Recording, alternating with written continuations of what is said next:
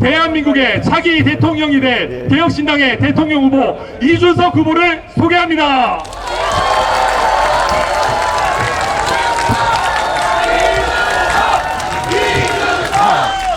네, 주황색 꽃을 준비하신 분이 계시는데요. 지금 전달해 주십시오. 모두가 하나라는 의미에서 주황색 꽃을 준비하신 분이 계십니다. 내려. 물 좀. 여러분 큰 박수 주시겠습니까? 고맙습니다. 한마음 한뜻으로 새로운 대한민국 만들도록 하겠습니다. 고맙습니다.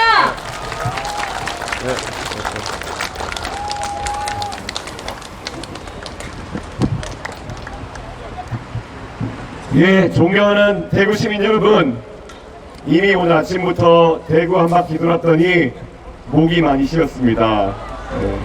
그런데 원래 저도 선거 많이 해봐가지고 이제 선거 이틀째쯤 되면은 이제 살살 선거가 재밌어질 때입니다. 그렇지 않습니까, 여러분? 이제 슬슬 분위기 타가지고 선거 분위기 올라오면은 이제 한 3주 뒤면은 우리가 이기는 겁니다. 그거 아시죠?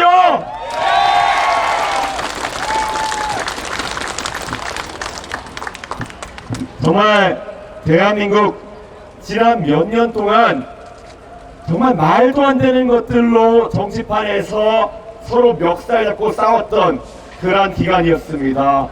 사실 우리 삶에서의 문제는 너무나도 절박한데 지금 우리는 대구의 동성로에 왜 예전만큼 젊은 사람들이 빠글빠글하게 문화를 즐기지 않는가에 대해서 고민해야 되는 것이고, 왜 대구의 젊은 세대가 일자리를 찾아서 서울로 올라가려고 하는가를 고민해야 되는 것이고, 왜 과거에 대구에서 많은 대한민국의 기업들이 시작했는데 이제는 다 수도권에서 시작하는지, 이것에 대한 고민이 대한민국 정치권에서 다뤄졌어야 되는데 어쩌다 보니 대한민국 대통령도 상대방을 감옥에 잡아놓는 거에만 관심이 있고, 대한민국의 제1야당의 당수라는 사람도 자기 자신이 감옥에 가지 않기 위해서 모든 것을 끌어다가 방탄하는 것에만 몰두하다 보니까 대한민국이 정작 다뤄야 하는 문제를 다루지 못하고 지금 이 모양 이 꼴이 된 거 아닙니까, 여러분?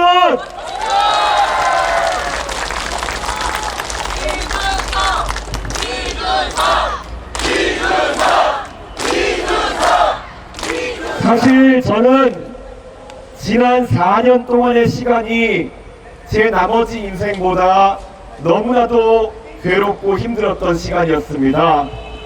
그런데 제가 멈추지 못하고 계속 달려왔던 이유는 한 가지였습니다.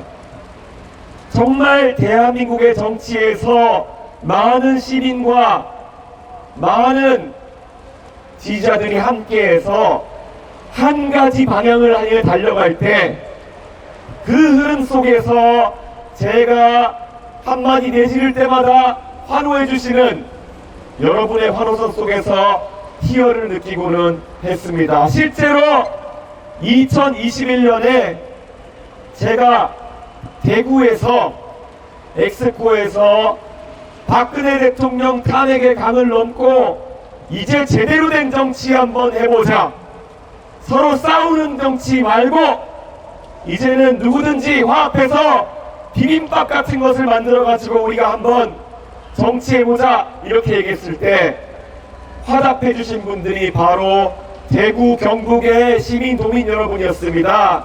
그때가 정말 얼마 만에 찾아왔던 대한민국 정치의 봄이었는지 저는 항상 그때를 추억합니다. 그때 대한민국 정치 변화의 시작은 바로 이 대구에서 시작했습니다.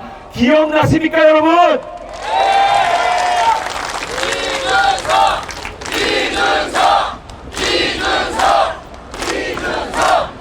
많은 사람들은 대구가 변하지 않는다고 이야기합니다.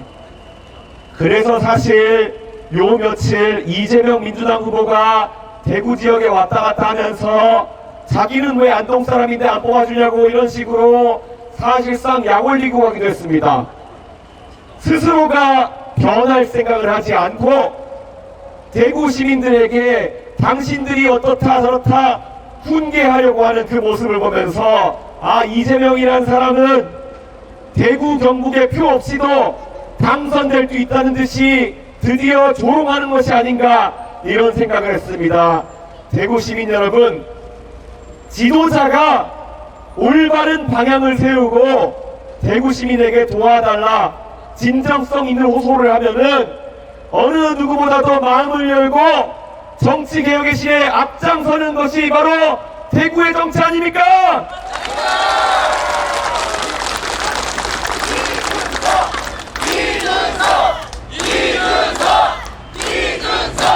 저 지난 4년 동안 정치에 있어서 지금까지 대한민국의 다른 사람들이 제시하지 않았던 여러 가지 방향을 제시하려고 노력했습니다.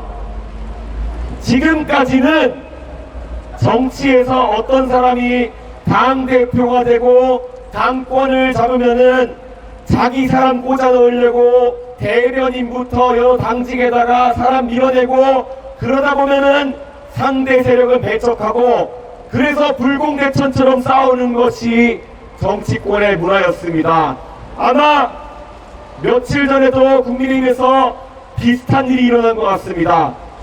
그런데 제가 그 당의 대표를 했을 때는 저를 도와준 사람들에게 당직을 배분한다고 독점하고 싸우지 않았습니다. 어떻게 했습니까? 조금이라도 대한민국의 미래를 이끌어 나가야 될 젊은 세대가 경험을 넓힐 수 있도록 다 기억나실 겁니다. 종편방송에서 전 국민이 보는 곳에서 공개 토론 배틀로 대변인을 뽑고 그랬습니다. 여러분, 내가 가진 권력을 활용하지 않고 내 미래 세대에게 그것을 기회로 준다는 것이 얼마나 어려운 일인 줄 아십니까? 내가 가진 힘을 가지고 그것을 남에게 나눠주는 것, 그것은 큰 결단을 필요로 하는 일입니다. 저는 그렇게 해봤기 때문에 그것이 얼마나 어려운지를 압니다. 지금 국민의힘의 최근 내용 사태, 서로 당권을 가지려고 싸우다가 벌어진 사태 아니겠습니까? 권력이라는 고깃덩어리를 앞에 놓고 다른 사람과 나눌 줄 모르는 사람들이 이준석이 대선에 이긴 다음에도 이준석을 쫓아냈던 거 아닙니까? 이런 문화, 우리 아이들이 따라하면은 안 되는 나쁜 문화 아닙니까, 여러분?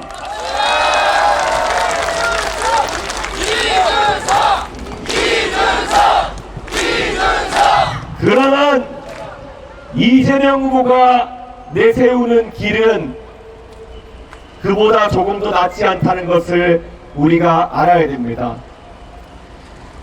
대한민국은 민주공화국이고 우리가 민주주의자라고 이야기할 수 있으려면 삼권 분립을 무엇보다 소중하게 여겨야 됩니다. 원래 모든 물체는 세 개의 다리가 있을 때 안정적으로 서 있을 수가 있습니다.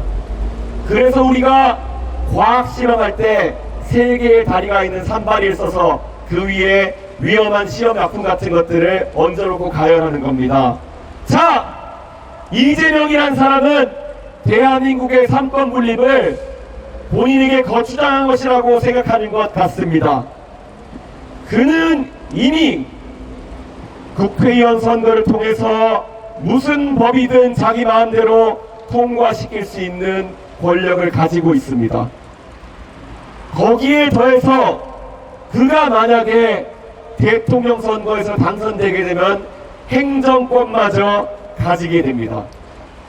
그런데 그 권력이 눈앞에 다가오자마자 그 권력을 바탕으로 대한민국 국민을 잘 살게 하겠다는 비전을 제시하는 대신 최근에 그가 눈독 들이는 것은 사법권입니다.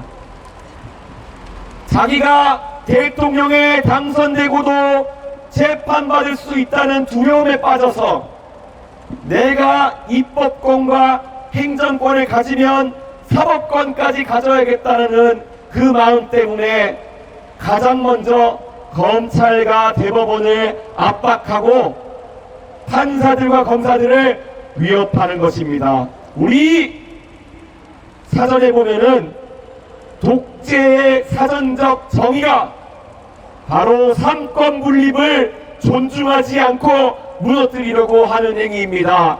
여러분, 아무리 국민의힘의 이전 투구가 마음에 들지 않는다고 해서 민주주의에 대한 이해가 없는 이재명은 아니지 않습니까, 여러분?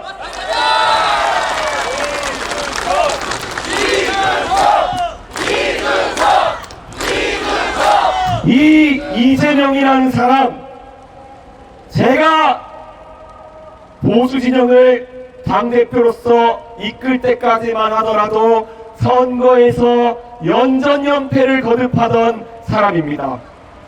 대통령 선거에서 그는 젊은 세대의 표를 얻는 데 실패해서 졌습니다.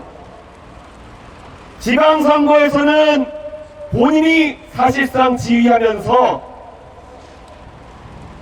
경기도와 호남 지역의 광역단체를 빼고 제주도까지만 5군데만 이기고 나머지 13군데는 지는 대패를 당했습니다. 그렇기 때문에 저는 국민의힘에 매번 이재명한테 승리를 헌납하는 사람들과 다릅니다. 저는 이재명에게 패배를 안겨왔고 이번에도 이준석 중심으로 이재명에 대항할 때 우리는 이재명의 파퓰리즘을 막아세울 수 있습니다.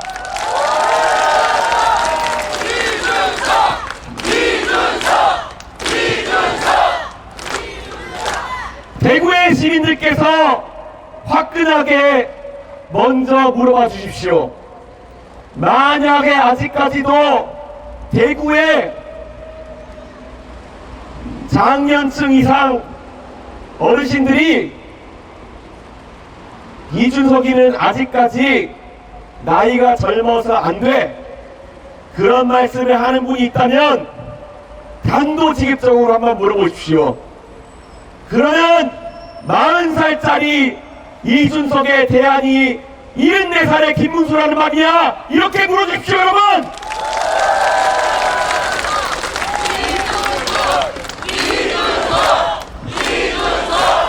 대구 경북에서 정말로 지역의 자랑으로 여기는 박정희 대통령이 구미에 산업을 일으키고 포항의 바닷가에 제철소를 짓고 나라를 산업화의 길로 이끌었을 때 그분이 대통령에 당선된 나이가 46 아닙니까? 그분을 어느 지역보다도 산업화의 영웅으로 바라보는 곳에서 왜 40살짜리 이준석은 안 되고 74살의 김문수가 한다는 겁니까? 말이 안 되지 않습니까, 여러분?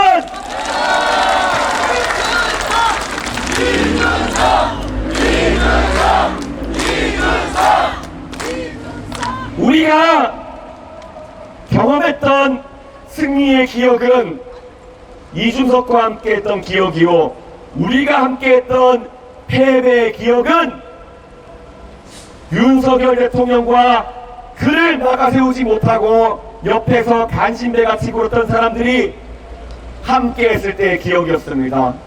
왜 굳이 이미 이재명이라는 사람을 저만큼 키워낸 보수 진영의 무능력자들이 다시 한번 기회를 달라고 하는 것입니까? 그들은 알량한 정치 권력 때문에 자신들이 이번 대통령 선거를 주도해야 자신들의 국회의원 자리, 당권, 공천권 이런 것들을 지킬 수 있다고 생각해서 이준석이 올라오는 것을 막아세우려고 할 겁니다. 하지만 우리가 왜 그들의 사정을 봐줘야 됩니까? 그들은 이제 실패의 책임을 떠안고 물러나야 될 사람 아닙니까?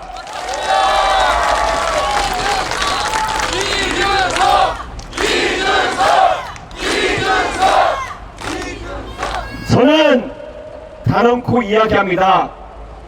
이제 나약하기만 했던 그런 내부 투쟁에만 골몰하는 국민의힘과 같은 세력은 이제 떠나보내야 된다, 이런 생각을 합니다.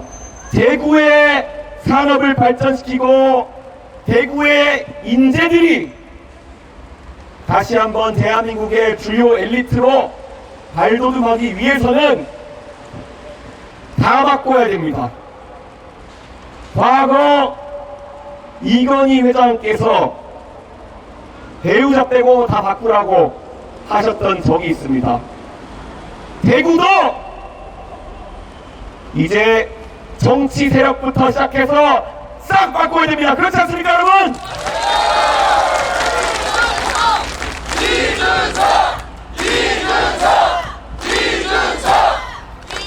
대구의 정치에 있어서 항상 젊은 사람들이 올라가려고 하면은 들었던 말이 있습니다.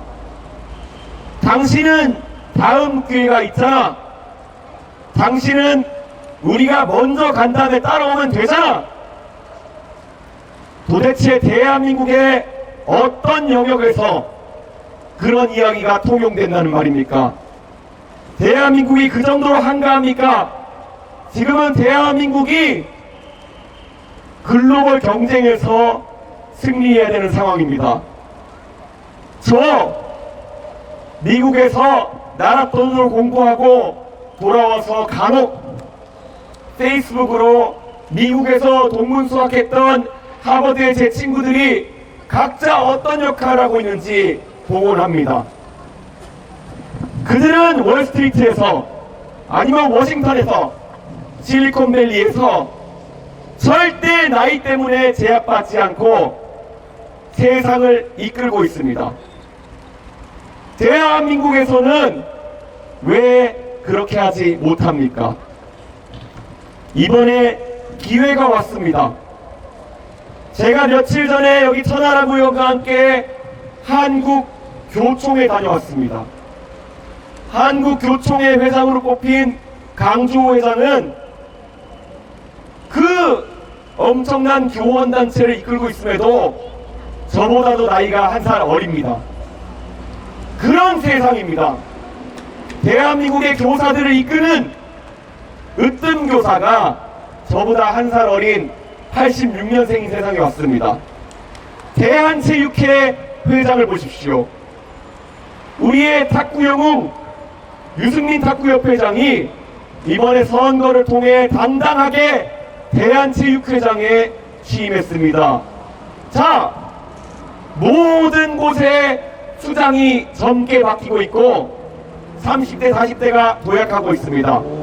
왜 그런데 대통령은 안 된다는 겁니까? 대통령도 40대 하면 좋지 않겠습니까, 여러분?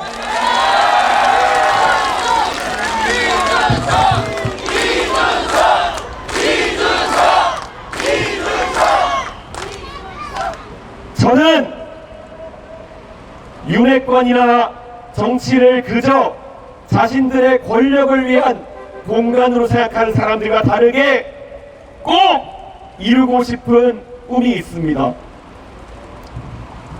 저는 대한민국의 국민으로 태어난 것이 너무나도 자랑스럽습니다. 왜냐? 지금으로부터 30년 전, 35년 전 서울로 올라가서 대구 출신 두 사람이 부부가 되어서 상경에서 서울의 지하철 종점 노원구 상계동에 자리 잡았습니다. 지하철 타고 출근할 수 있는 곳 중에 가장 멀리 있는 종점에 자리 잡았던 그 부부는 말 그대로 그 자식에게 자, 서서히 우리가 종점보다 가까운 곳으로 조금씩 올라가 보자, 그런 생각을 했고, 그게 바로 그 수단, 유일한 수단은 자식에게 투자하는 것이었습니다. 남들 가는 외식, 그거 줄여가지고 어떻게든 공부 더 시켜보겠다고 어릴 때 어머니가 영어 공부하라고 영어 테이프 사왔던 기억이 납니다. 그나마 지금 와서 공소시효가 지나서 말할 수 있는 거지만은 복제 테이프를 갖고 왔습니다. 그렇게까지 하면서 아이에게 조금이라도 나은 것을 가르치려고 했던 그 문화 속에서 저는 한 단계 한 단계 밟아서 올라갔고, 어느 순간에는 과학고등학교에 가서 정말 좋은 선생님들께 배우면서 나중에는 국비장학생으로 미국에 유학까지 갈 수 있게 되었습니다.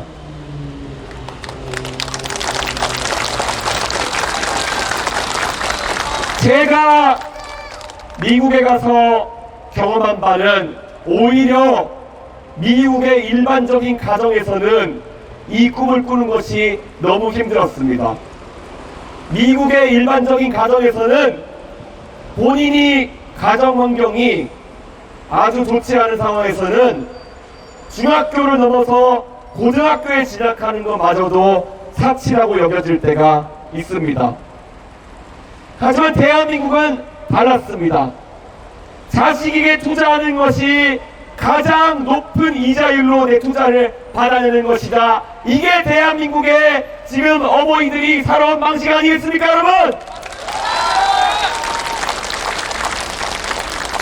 그 자식이 나중에 열심히 사회를 위해서 일하면은 아무 정치적인 빼기 없이도 정치권에 픽업돼가지고 똑바르게만 살면, 배운 대로 살면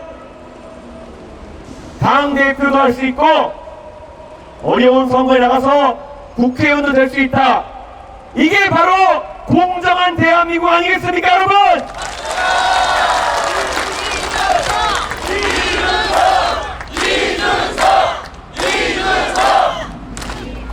그리고 만약에 이번 대통령 선거에서 오늘 기사 보셨을 겁니다.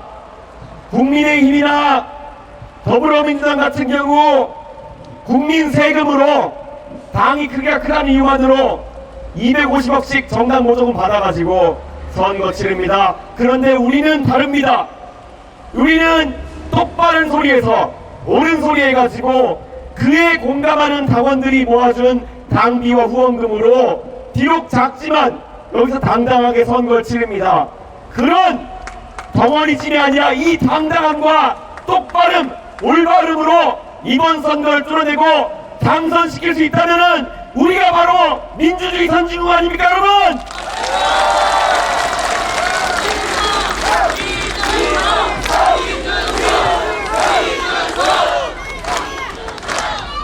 겉과 속이 다른 표리부동한 그런 이재명 후보가 아무리 웃는 얼굴로 현수막을 많이 붙인다 하더라도, 아무리 과거를 덮으려고 하고 과거의 본인의 도덕적인 결함을 감추면서 지금 사람들에게 화합을 이야기하는 영상을 유세차에 틀어놓는다 해도 우리 국민들은 다 알고 있습니다. 결국 22일 뒤에 그 선거에서 승리할 사람은 지금까지 전과 없고 정말 바르게 똑바르게 살아온 그런 중산층 출신의 가정에서 자라온 저 이준석 아니겠습니까, 여러분?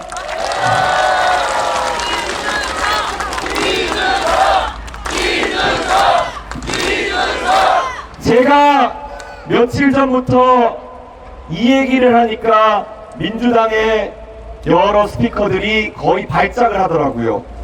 자, 여러분의 자녀와 손녀, 손자들에게 만약에 지금 나와 있는 3명의 후보 중 누구같이 자라라 라고 이야기해줘야 된다면 과연 어느 누가 나중에 이재명처럼 살아라 라고 이야기할 수 있겠습니까? 여러분의 자녀나 손녀, 손자가 이재명같이 살겠다고 하면은 그건 좀 문제 있는 거 아닙니까, 여러분?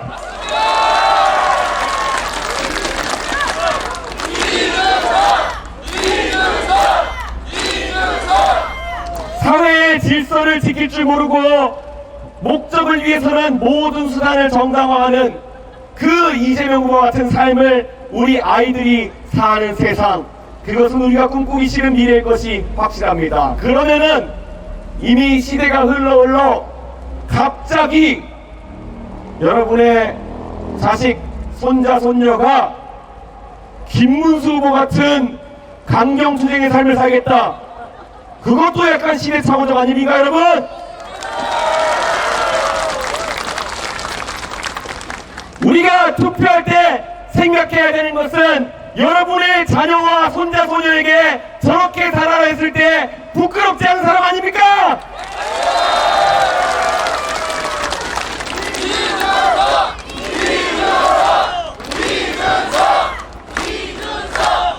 저는 앞으로 대한민국의 젊은 창의력이 더욱더 빛을 볼 수 있게 만들겠습니다. 이 대구의 젊은 사람들이 정말 아까 말한 대로 똑바르게 살려고 하고 공부 열심히 하고 그랬을 때 너는 기다려, 이런 과거의 언어가 아니라 잘한다 잘한다 하면서 띄워줄 수 있는 그런 사람 누구겠습니까? 바로 가진 것을 미래 세대에게 나눠주는 것을 실천했던 이준석 아닙니까, 여러분?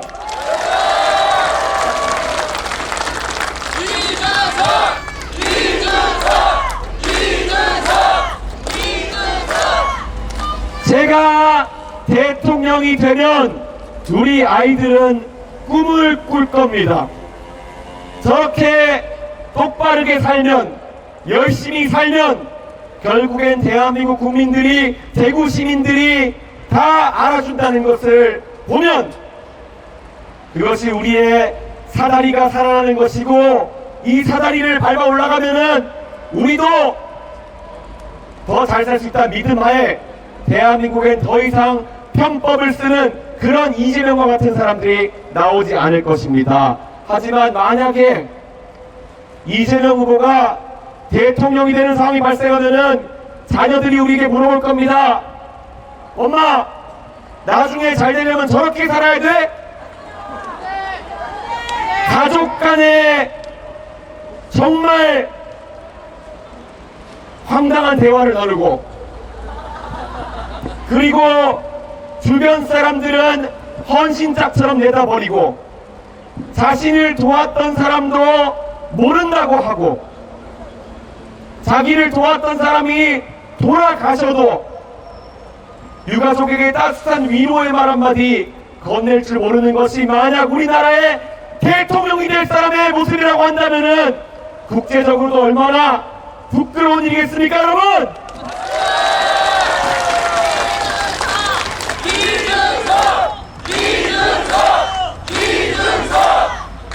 우리가 살아가면서 결국 지금같이 세대별로 정책의 수혜자와 그리고 또 정책에 따라서 손해보는 사람이 갈리는 상황 속에서는 세대 간의 이해관계를 잘 조정하는 것이 중요합니다. 지금 대한민국 정치권에는 여의도에 가보면은 60대 중반 이상의 아저씨들이 주류입니다. 그분들은 정책을 펴는 데 있어서 자신들이 은퇴할 때까지의 기간만 생각합니다. 앞으로 한 10년 정도만 정치판에 버티면 되니까 내가 있는 10년 동안만 문제 안 터지면 돼, 이렇게 하고 정치판을 운영하려고 합니다. 그런데 대한민국의 20대 30대 아니면 그보다 어린 청소년들은 앞으로 50년 60년 70년 대한민국을 지켜나가야 할 사람들입니다. 그들의 목소리가 과소평가되고 있는 게 지금의 현실입니다. 그래서 항상 젊은 세대에게 압도적으로 불리한 정치적 판단들을 내리고는 합니다. 최근에 국민연금을 개혁한다는 구호 아래 양당이 합의해서 더 내고 더 받기라는 거창한 구호 아래 국민연금 모수 조정을 했습니다. 그런데 그 내용을 살펴보자니 지금 일반적인 젊은 사람 입장에서는 평생 5천만 원 정도 더 내고 2천만 원 정도 더 받는 방식이라고 합니다. 단순하게 산수만 해봐도 3천만 원 젊은 세대에게 부담을 떠넘기는 방식입니다. 어떤 나쁜 사람들이 이런 식의 젊은 세대의 부담 떠넘기는 것을 개혁으로 포장해가지고 야합했단 말입니까? 이거는 대한민국 정치가 과거에 내가 외식을 안 가더라도 내 자녀에게 더 좋은 교육을 지켜주겠다는 그 마음과 정반대로 하고 있는 거 아닙니까, 여러분?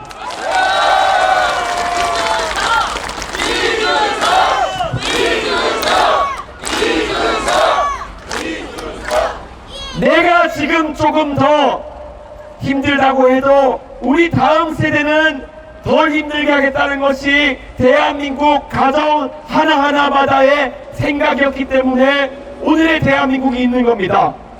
그런데 지금 더불어민주당과 국민의힘이 야합해놓은 연금개혁안이라고 하는 것은 대한민국의 철학과 맞지 않는 완전한 뒤통수 철학입니다.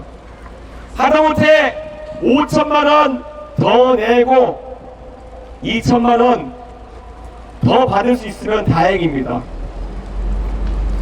이거는 이미 인구구조상 파산할 수밖에 없는 구조의 국민연금을 젊은 세대에게 폭탄 돌리게 하는 그런 선택을 한 겁니다. 옛날에 개돈 모아가지고 개를 할 때 애초에 개주가 나쁜 마음을 먹고 자기랑 친한 사람들 다 앞에 순번에 몰아놓고 개돈 돌리다가 돈 떨어지면은 돈 들고 튀는 거, 그게 바로 지금 양당이 하고 있는 본지 사기형 정치 아닙니까, 여러분?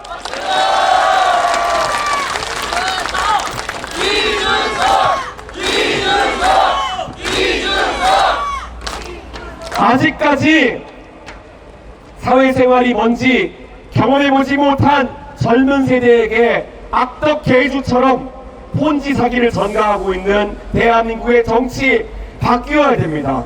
제가 지금까지 이런 얘기하면서 여의도 바닥에서 버티었고 그러다 나오면은 듣는 얘기가 뭡니까? 너 왜 그렇게 싸가지 없게 우리가 하늘 막아서느냐? 더 이상 굴하지 않겠습니다. 그들과 싸우겠습니다, 여러분!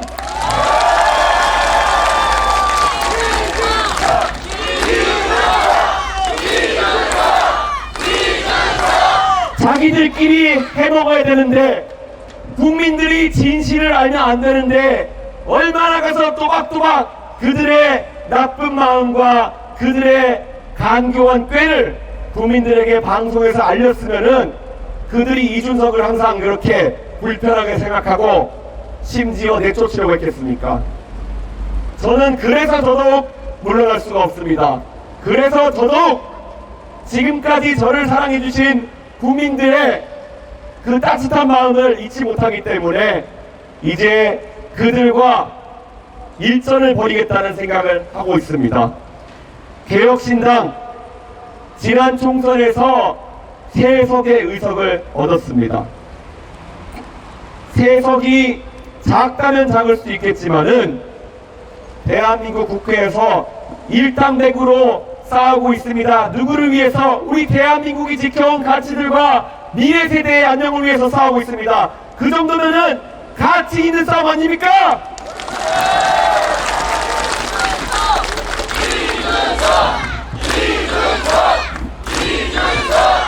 저 이준석이 지키고 싶은 대한민국의 가치, 지금 이 앞에 아이들이 있는 그 상황 속에 저는 이 아이들에게 이준석이 올라갔던 사다리, 그것을 그대로 물려주고자 합니다. 누구든지 공부 열심히 하면은, 그리고 노력 열심히 하면은 다른 거 신경 쓰지 않고 더 나은 삶을 살 수 있는 그런 세상, 너무나도 기본적이어가지고 많은 사람들이 왜 이렇게 당연한 얘기를 하냐고 하겠지만은 지금 대한민국 정치권에서는 이 당연한 이야기를 하는 사람이 없습니다. 만약에 아이들이 뒤처지면은 그 아이들이 공부 더 잘할 수 있게 하겠다, 이런 얘기가 아니라 너네가 길바닥에 내앉으면은 25만원 줄게, 이런 사람들이 정치를 하고 있습니다. 이게 어떻게 대한민국의 정치입니까? 이거는 파산한 남미의 국가들에서 있었던 그런 포퓰리즘입니다. 말도 안 되지 않습니까, 여러분?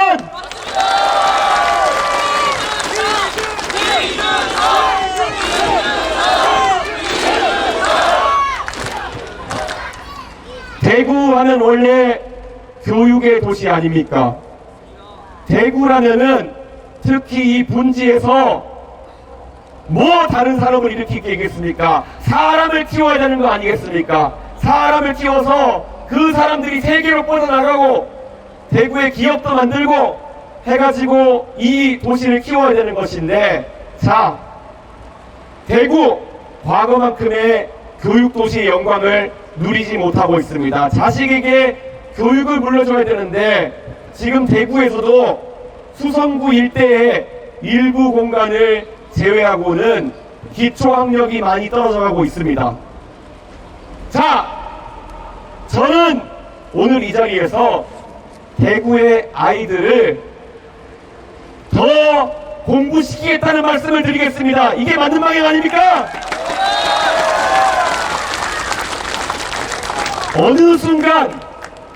어느 순간 대한민국의 교육이 아이들한테 얼마나 훌륭한 지식과 능력을 함양시키냐가 아니라 아이들한테 위화감과 낙오감을 안 주는 것이 목적인 것처럼 바뀌어 버렸습니다.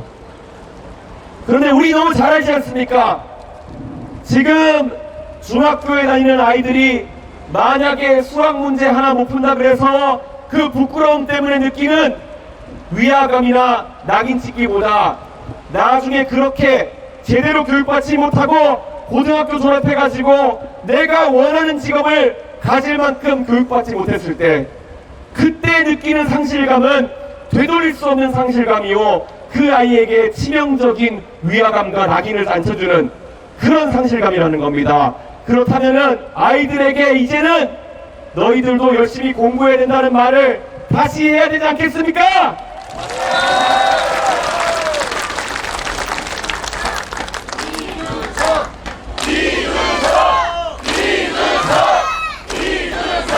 저는 단언코 대구의, 경북의, 그리고 대한민국의 어떤 아이도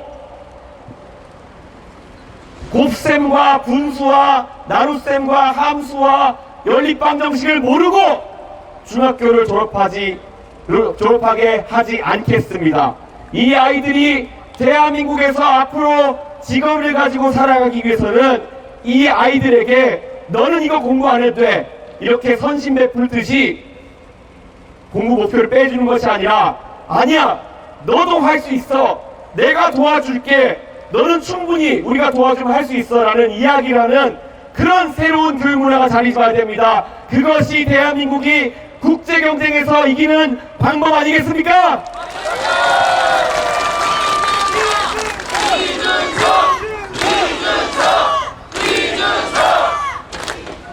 누구는 이런 얘기를 합니다.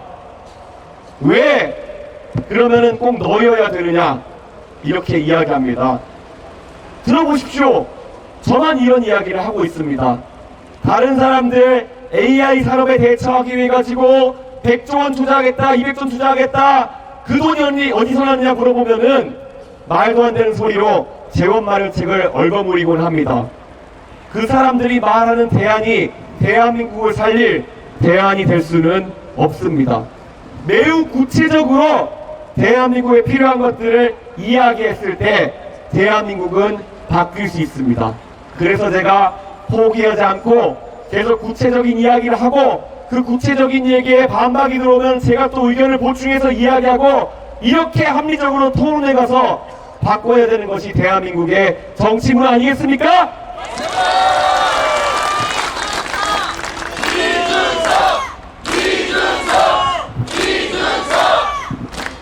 이준석이는 젊으니까 이번에 안 해도 좋다, 다음번에도 좋다. 다음번 5년 뒤 선거에는 대한민국이 지금보다 더 위기에 빠져 있을 겁니다. 그 5년의 세월이라는 것이 아깝게 흘러가지 않으려면은 이번에 압도적인 표로 이준석이 당선시켜야 되는 거 아닙니까?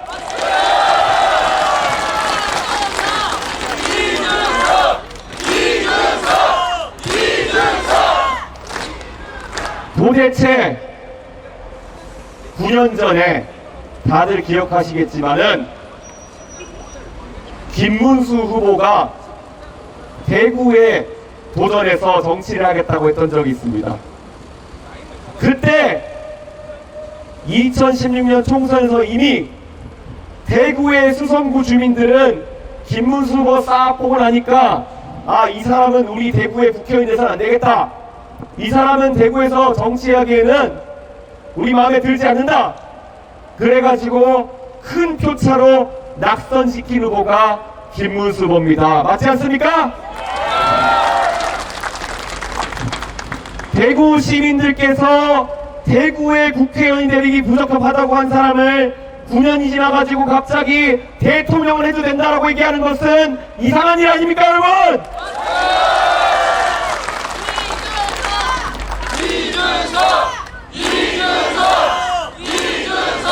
저는 제가 좋아하는 정치인이 몇 명 있습니다. 미국에서는 오바마 같이 말 잘하는 사람 좋아합니다. 그리고 저는 대한민국의 정치인들 중에서 여러 사람 좋아하는 사람이 있습니다. 아까 언급했던 박정희 대통령, 동아시아의 다른 지도자들과 달리 원조자금 받아가지고 개인적으로 착복하지 않고 포항제철 만든 데 쓰고 산업 발전하는 데 썼습니다. 그래서 우리나라 여기까지 올 수 있습니다. 그래서 저는 다른 나라의 독재자들이나 지도자들과 다르게 박정희 대통령이 공적인 마인드가 강했다 생각해서 좋아합니다. 그리고 저는 노무현 대통령도 좋아합니다. 왜냐, 노무현 대통령 소탈하게 정말 보통 사람처럼 정치했던 사람입니다. 그리고 거기에 더해서 노무현 대통령은 자신이 옳다고 생각하는 길로 가는 것을 두려워하지 않았던 사람입니다. 노무현 대통령 원래 부산에서 처음 동구에서 당선됐을 때 김영삼 퀴즈로 당선돼가지고 정치를 시작했습니다. 만약에 김영삼 대통령과 함께 3당 합당할 때 따라가고 계속 올라왔으면 아마 노무현 대통령 한 번도 낙선하지 않고 다선 의원 승승장구했을 거고, 김영삼 대통령이 대통령 됐을 때 바로 장관 자리 달았을 거고, 언젠가 총리 한번 하고 은퇴했을지도 모릅니다. 그런데 우리가 아는 노무현 대통령, 솔직히 누구보다도 싸가지 없는 행보도 많이 했습니다. 청문회장에서 명패를 집어 던졌습니다. 그 당시의 문화 속에서 그게 얼마나 나이든 정치인 눈에는 싸가지 없게 보였겠습니까? 하지만 시원하게 국민들의 마음을 대변했기 때문에 국민들은 그걸 기억했던 거 아닙니까? 그래서 그 다음에 노무현 대통령이 자신을 뽑아준 김영삼 대통령과 다른 행보를 하면서 이의 있습니다, 이렇게 얘기했고 실제로 어려운 길을 갔습니다. 그리고 나중에 서울이나 수도권에 어디 좋은 지역구 나와가지고 국회의원 계속 당선될 수도 있었지만은 본인은 부산에 가가지고 계속 어려운 선거에 도전해서 낙선하는 바보 노무현이 됐습니다. 그런데 결정적인 상황이 되니까 대한민국 국민들은 그걸 기억하고 노무현 대통령을 통해 가지고 대한민국의 탈권위 시대를 열겠다고 해서 당선시켰던 겁니다. 자, 그러면 여기서 묻고 싶습니다. 새누리당에서 수도권에서 정치하다가 은퇴하기 직전의 나이에 어려운 도전을 하는 것이 아니라 고향인 대구로 낙향해가지고 수성구의 선거를 뛰려고 했던 행보, 그것이 용기 있는 행보입니까, 여러분? 이미 본인의 최전성기를 지나가지고 낙향해가지고 국회의원이나 한번 했으면 좋겠다라고 내려왔던 분을 왜 10년이 지나가지고 다시 대통령 만들어야 된다는 겁니까? 말도 안 되는 소리 아닙니까, 여러분?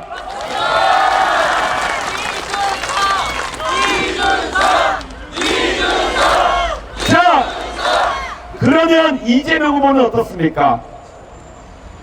지난번에 대통령 선거에 지고 나가지고 본인이 검찰 수사받고 압박받으니까 어떻게든 배지를 달아가지고 방탄해야겠다는 생각을 이재명 후보가 했던 것 같습니다. 그래서 대선 직후에 보궐선거가 생겼을 때 원래 이재명 후보가 성남시장 출신 아닙니까? 성남시장 출신이면서 경기도지사 출신인데 성남시도 버리고 경기도도 버리고 거기 성남 분당 갑에 보궐선거가 나왔는데 거기 출마하는 대신에 인천 계양구에 민주당이 떨어질 리가 없는 곳에 가가지고 생짜로 송영길 대표 서울시장 출마시키고 거기 가가지고 국회의원 도전했던 거 아닙니까 여러분? 기억나시죠? 그런 사람이 노무현 정신을 계승한다는 민주당의 대선 후보가 됐습니다. 도대체 민주당 당원들과 민주당을 지지했던 국민들은 그 이재명 후보의 행보를 보면서 이상하다는 느낌이 안 들었습니까? 항상 어려운 곳에 도전하고 그 도전에서 꺾여도 굴하지 않건 노무현을 좋아하던 그대들의 모습은 어디에 있고 지금 항상 양지를 찾아가지고 돌아다니는, 그리고 정정당당하게 승부할 줄 모르고 항상 자신의 팬덤을 이용해서 사람을 공격하는 것을 일삼는 이재명 후보를 그들의 대표주자로 세웠단 말입니까? 저는 오히려 저 이준석이 노무현 대통령이 살던 것처럼 정치에 있어가지고 당당하게 바른 소리 하고 탄압받으면 탄압받는 대로 와신 상담하고 그리고 결국에는 어려운 곳에 꾸준히 도전해서 언젠간 뚫어내는 그런 정치를 하고 있지 않나 그런 생각을 합니다. 상계동에 3번 떨어졌을 때 그때 민주당 사람들이 저를 놀렸습니다. 너는 왜 3번 떨어졌냐고. 그때마다 저는 이야기했습니다. 도대체 노무현 대통령을 추앙하는 니네가 나한테 그런 얘기를 해도 되는 것이냐. 나는 노무현 대통령을 보면서 그렇게 불굴의 의지로 똑바르게 정치하는 법을 배웠다. 니네는 뭘 배웠길래 나에게 그렇게 조롱을 하느냐 이렇게 물었고, 그 다음 선거에서는 저는 당당하게 노무현 대통령이 어려움을 뚫어냈던 것처럼 동탄에서 당선되어서 여러분 앞에 서 있습니다. 제가 오히려 노무현 정신을 구현하고 있는 거 아닙니까 여러분?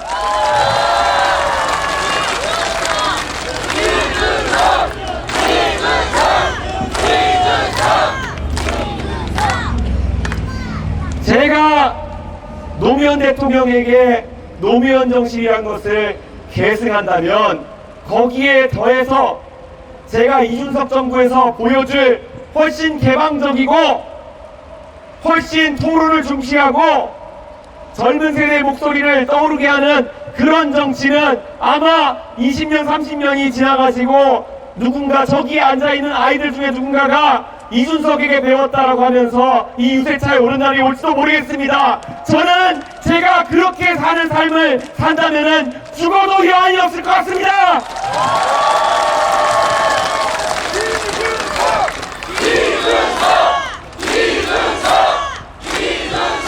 저는 앞으로 30년 뒤에 누군가 2280원에서 목 높여 외쳤으면 좋겠습니다. 대한민국의 민주주의가 시작된 이 28의 정신이라는 것이 결국 민주화의 과정을 거쳐가지고 어느 시점 대한민국 국민들의 위대한 선택을 통해서 나중에 이준석 정부에서 꽃 피워졌다라는 이야기를 들었으면 좋겠습니다. 여러분 기대되지 않으십니까?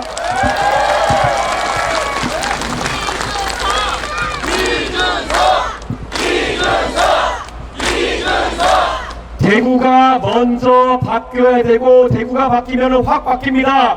대구 여기에 모이신 분들 지금 아직까지는 과거에 비해서 제가 국민의힘에서 유세할 때보다 적은 숫자인 것도 사실입니다.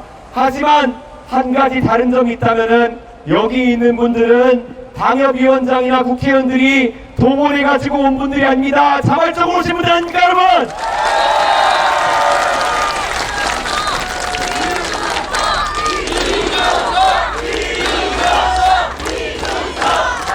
그렇기 때문에 저는 확신이 있습니다.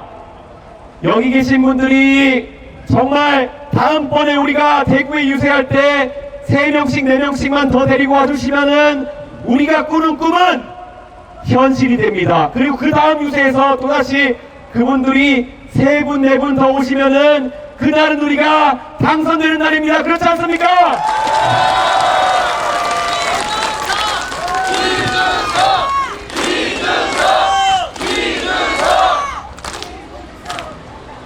다 제가 당선되어서 꼭 제 약속을 지키겠습니다. 대구의 아이들이 보고 배울 수 있는 그런 똑바른 사다리 만들어서 제공하겠습니다. 그리고 대구 시민들이 자랑스러워할 만한 국제적으로도 인정받는 이준석 정부 만들기 위해서 노력하겠습니다. 우리 지금까지 시대가 변한 것을 정치권들이 받아들이지 못하고 우리는 국내용 정치인들을 양산해 왔습니다. 문재인 대통령 해외에 전용기 타고 나가서 출장 나가시면은 가끔 피곤하신지 꾸벅꾸벅 졸고 있는 모습 많이 찍혔습니다. 왜냐? 가가지고 외국의 정상들한테 살갑게 이렇게 붙잡고 우리나라의 국익을 위해 가지고 이야기하는 것, 대통령이 되기 전에는 한 번도 해본 적이 없으시기 때문에 생소했을 겁니다. 윤석열 대통령 평소에는 국내에서 술 한잔만 드시면은 이 새끼 저 새끼 하면서 정치하시다가도 정작 해외에 나가가지고는 대통령들 앞에서 주눅 들어가지고 뒤돌아서면서 수행원들한테 뭐 바이든이니 날리면이니 이런 얘기하다 망신산 거 아닙니까? 저는 다릅니다. 저는 어릴 때부터 대한민국 국민들의 세금으로 국비 장학생으로 공부하면서 그 글로벌 문화가 무엇인지를 배웠습니다. 제가 대통령으로 당선되면은 국제사회에서 대한민국 대통령이 나가서 외교하는 모습부터가 크게 달라질 겁니다. 첫날부터 능숙하게 제가 외교 현장에서 대한민국의 위기들을 뚫어내도록 하겠습니다. 도널드 트럼프 대통령 제가 가서 설득하고 토론하겠습니다.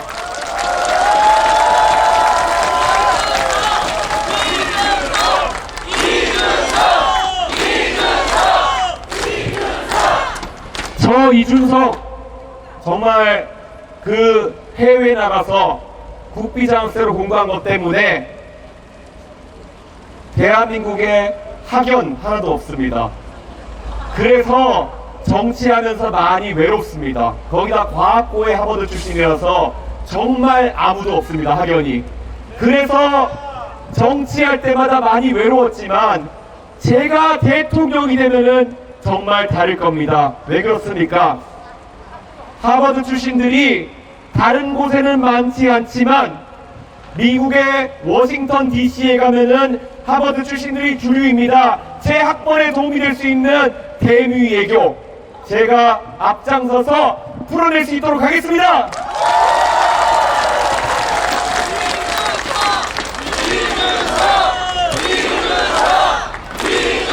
그리고 제가 공부했던 컴퓨터 과학이라는 분야가 여의도에서는 마찬가지로 별로 각광받지 못하는 분야일지도 모르겠습니다. 하지만 하버드 출신으로 컴퓨터를 공부했던 제 이력은 실리콘밸리의 어떤 IT 기업 CEO를 만나서도 제가 자유롭게 기술에 대해서 이야기할 수 있는 그런 대한민국을 위한 강력한 무기가 될 것입니다, 여러분!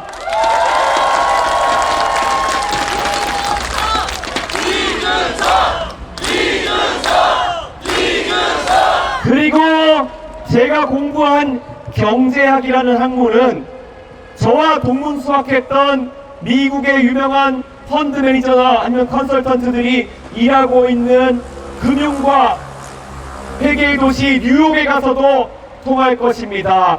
워싱턴에서도 통하는 대통령, 뉴욕에서도 통하는 대통령, 실리콘밸리에서도 통하는 대통령, 나와 있는 후보 중에 딱 한 사람 있습니다. 누굽니까?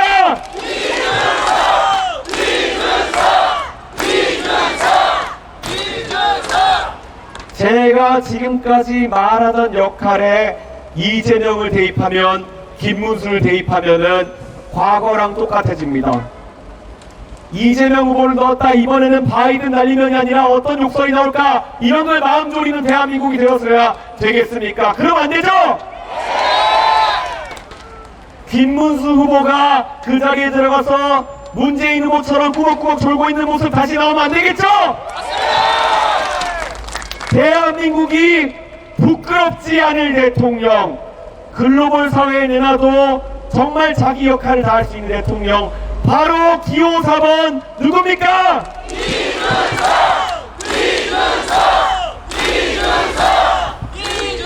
우리가 지금까지 늦었던 겁니다. 전 세계의 다른 나라들은 이미 이 길로 가고 있습니다. 프랑스의 마크롱 대통령 30대에 프랑스 대통령이 됐습니다. 프랑스 국민들이 어떤 사람들입니까? 대혁명까지 일으켰던 굉장히 열정적인 국민들입니다. 그 사람들이 열정적으로 마크롱을 대통령에 당선시켰을 때 마크롱 국회에 의석 하나도 없었습니다. 하지만 그 젊은 청년이 말하는 미래를 위한 개혁이라는 메시지에 프랑스 국민들은 열광적인 지지를 보냈고, 그래서 프랑스는 한껏 젊어질 수 있었습니다. 그리고 그 다음 총선에서 프랑스 국민들은 마크롱이 이끄는 당을 다수 의석으로 만들어줘서 결국 개혁을 완수해냈습니다. 자, 프랑스 국민들이 한 일을 왜 대구 시민들이 못합니까? 왜 대한민국 국민들이 못합니까? 우리는 할 수 있습니다!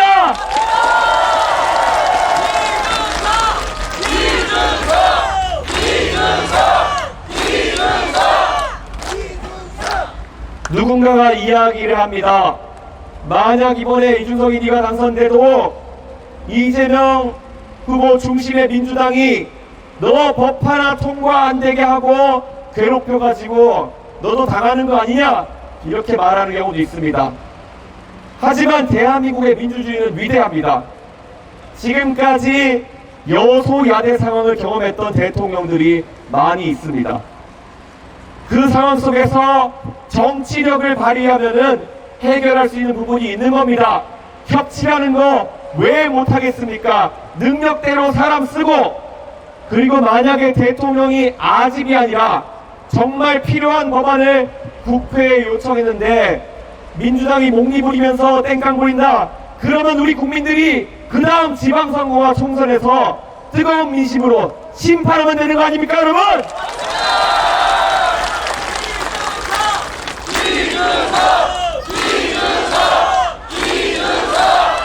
자꾸 이유를 들어서 안 된다, 안 된다 이런 얘기할 거 아니라 우리 이제는 일각도 지치하지 말고 대한민국 정치를 완전히 싹 바꾸는 그런 개혁의 길로 나섰으면 좋겠습니다. 저는 이 길을 가겠습니다. 평생 가겠습니다. 노무현보다 더 열정적으로 가겠습니다. 그런데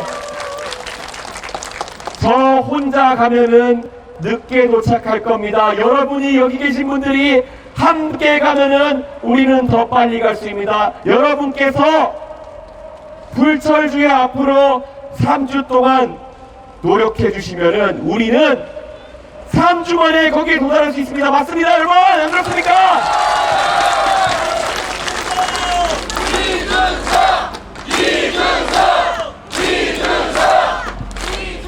저는 대구 시민의 저력을 믿고 대구에서의 바람이 다시 한번 저 이준석과 대한민국을 올바르게 세워주실 것이다, 이렇게 생각합니다. 오늘 우리가 이 자리에서 나눈 이야기 주변의 많은 사람들께 알려주시고 무엇보다 절박함으로 같이 가주십시오. 우리는 오늘 이 순간부터 대한민국의 개혁을 위해 함께 나가는 동지입니다. 동지 여러분, 꼭 승리합시다!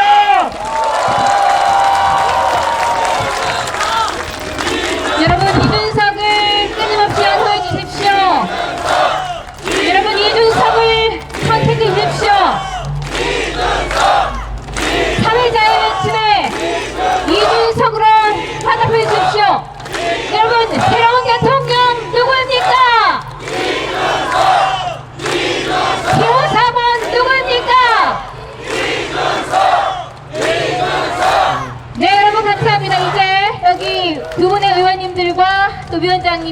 올라가셔서 같이 사진을 찍으시겠습니다. 여러분 지금 그 자리에 그대로 서 계셔 주십시오. 저희가 포토타임 갖고 나서 여기 오신 분들 한 분도 빠짐없이 이준석 후보와 개별 촬영을 할 수 있는 시간을 준비했습니다. 네, 지금 안전상 앞으로 나오지 마시고요. 그 자리에 서 계시면 되겠습니다. 네, 두 분 상임위원장님과 공동위원장님 그리고 위원장님 후보님과 함께 손을 맞잡고 만세를 외치겠습니다. 여러분 사회적 구호에 따라서 이준석을 불러주십시오. 새로운 대통령 누구입니까?